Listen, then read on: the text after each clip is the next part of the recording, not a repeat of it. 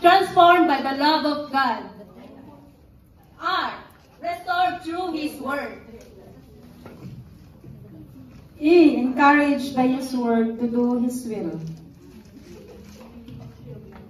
E, with eagerness to fight our battles in this world, to be with Him in the New Jerusalem.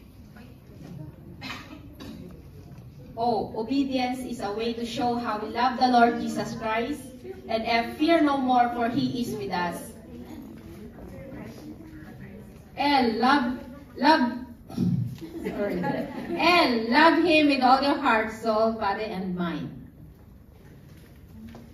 I, imitate how Jesus lived in this world, that we may live peacefully. F, faithful to Him in spite of all the many temptations in this world.